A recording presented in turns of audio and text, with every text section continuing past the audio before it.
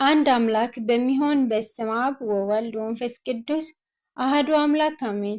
ጥር 24 ሐዲስ ሐዋርያ ፀሐይ ዘኢትዮጵያ አቡነ ተክለ ሃይማኖት የመነኮሱበትና አንድ እግራቸው በጸሎት ብዛት የተሰበረበት ዕለት ነው።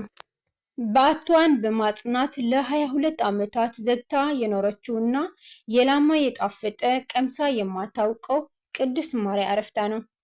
የዋሻው እጨጌ መርሐ ክርስቶስ ዕረፍታቸው ነው።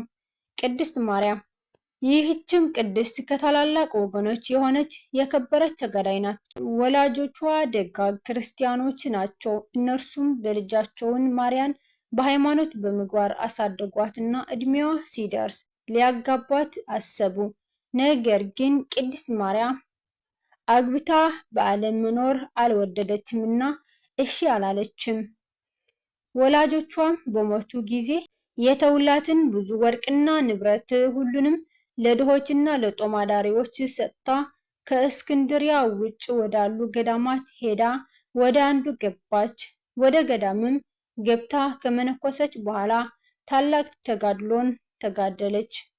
ሁል ጊዜ እስከ ማታ ድረስ በመጾም ሌሊቱንም ሁሉ እየጸለየች ለ12 ዓመታት ከቶ ምንም ሳትተኛ ተጋድሎዋን አበዛች።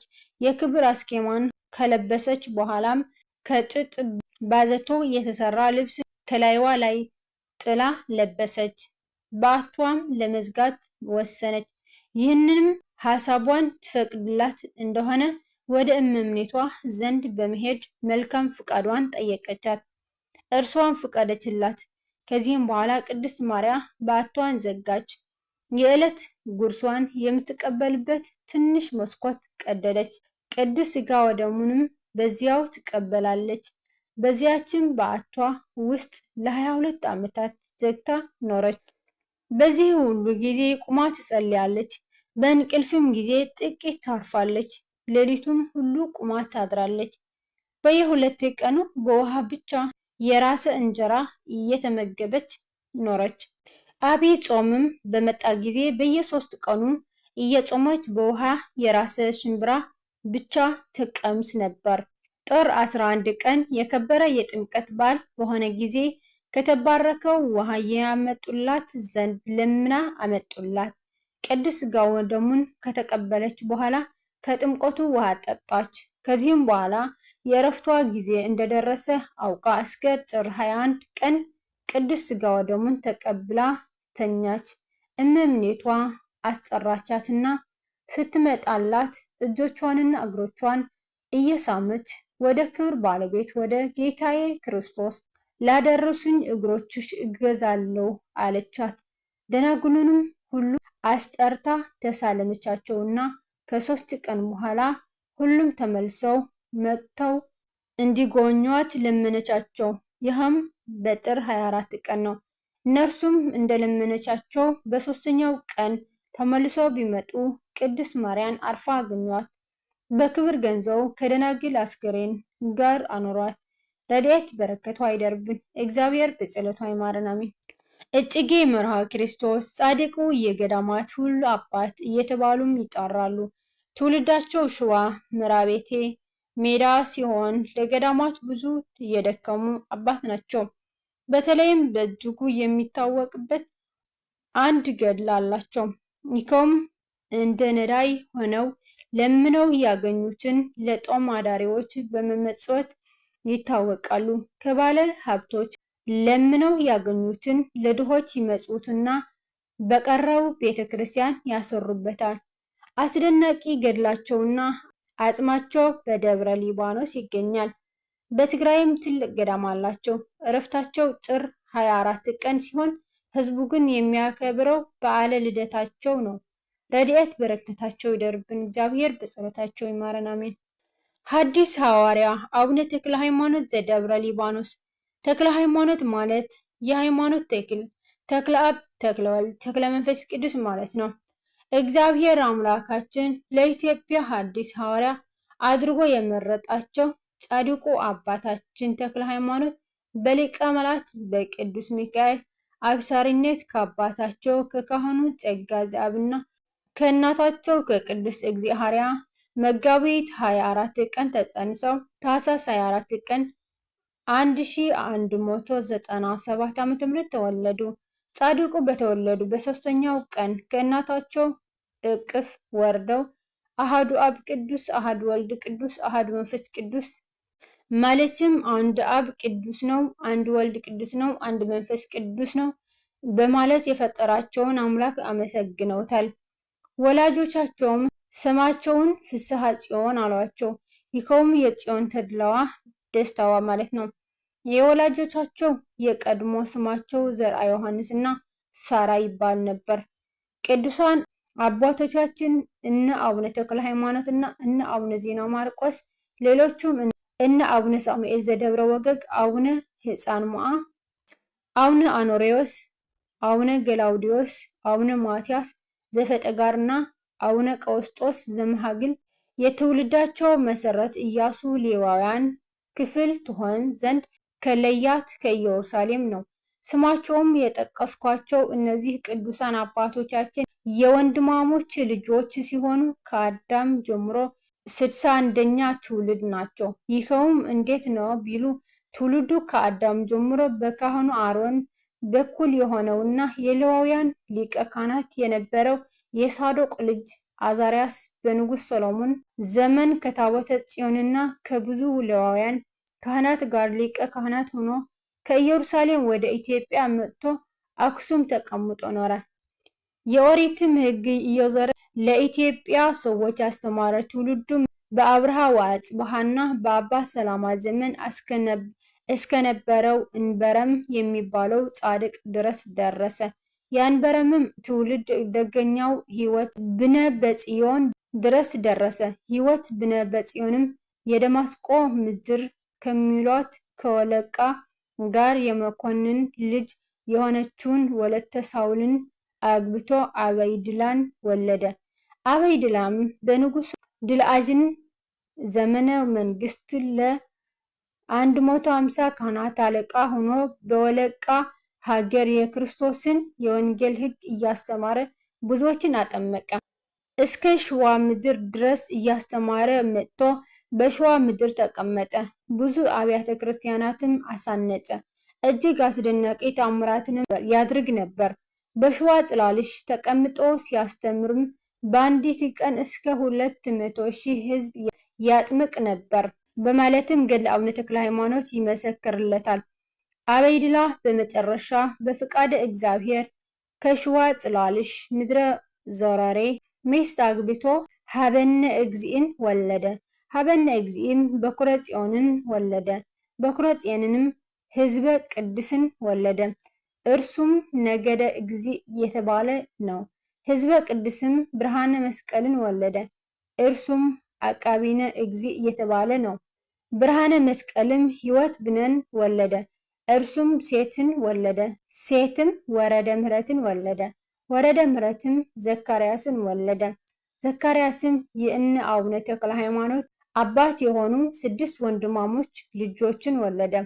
እነርሱም እንድርያስ፣ አርከሌድስ፣ ዘርአ አብርሃም፣ ዘርአ ዮሐንስ ወይም ጸጋ ዘአብ፣ ቀሲስ ዮሐንስ እና ቀሲስ ዮናስ ናቸው። እንድርያስም ሳውል ዘወገግን ወለደ። አርከሌድስም ሕፃን ሞዓን ወለደ። ዘርአ አብርሃምም ታላቁን አኖሬዎስን ወለደ። ዘርአ ዮሐንስ ወይም ጸጋ ዘአብም ተክለ ሃይማኖትን ወለደ። ቀሲስ ዮሐንስም ዜና ማርቆስን ወለደ። ቀሲስ ዮናስ ደግሞ የፈጠጋሩን ማትያስና ገላውዲዮስን ወለዳቸው። ገላውዲዮስም የመሃግሉ ቀውስጦስ ወለደ። እነዚህ ደጋግ ቅዱሳን በእናታቸውም በኩል እንዲሁ በዝምድና የታሳሰሩ ናቸው።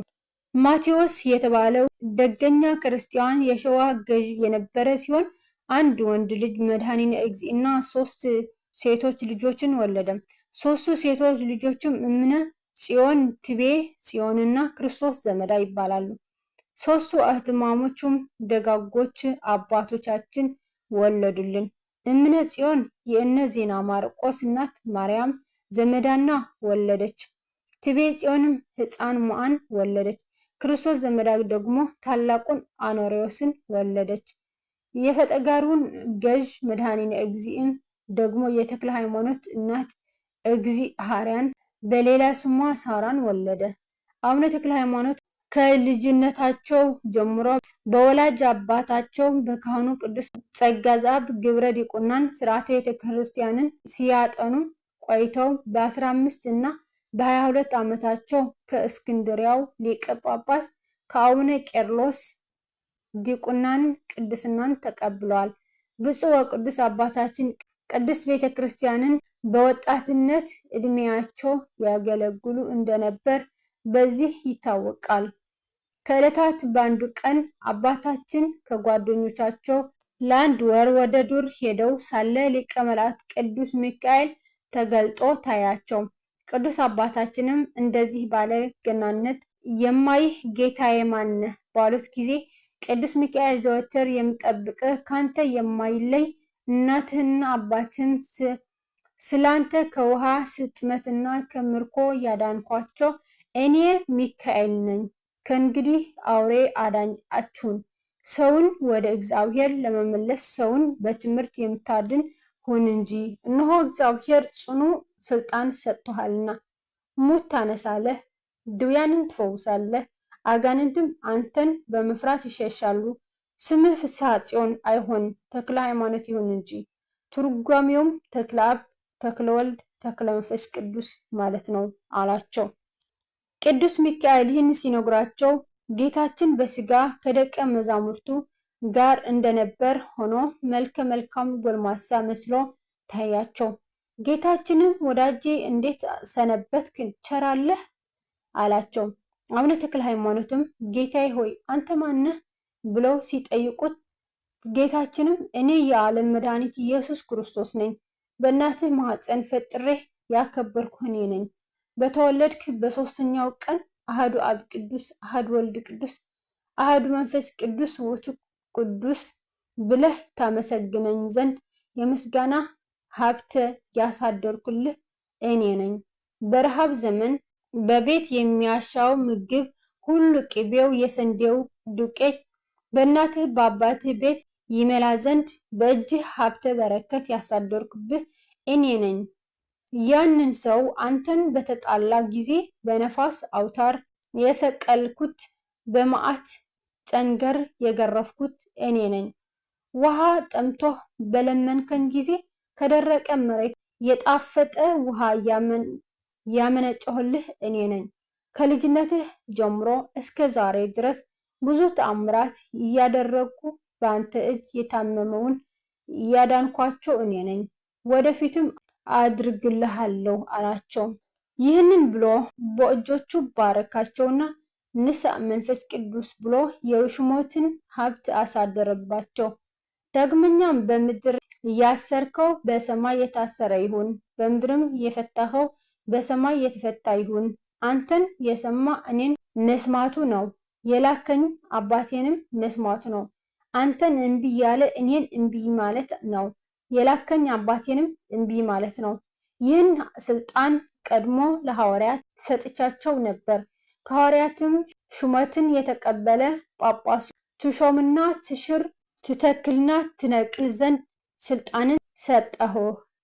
ይህንንም ያደረኩልህ የጳጳሱን ቃል በመናቅ አይደለም፣ የፍቅሬን ጽናት ባንተ እገልጽ ዘንድ ነው እንጂ።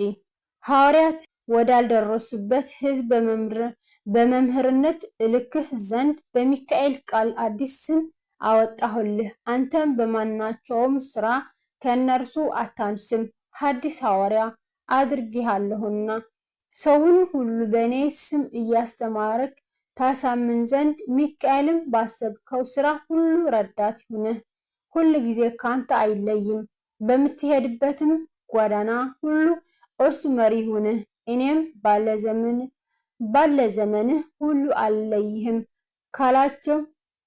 ካላቸው በኋላ ሰላምታ ሰጥቷቸው አረገ። ለትስሐት ብፁዕ አባታችን እጅ ነስተው ለእኔ ለኃጥኡ የማይገባኝ ሲሆን ይህን ሁሉ ጸጋ የሰጠኸን ስምህ በሰማይ በምድር የተመሰገነ ይሁን አሉ።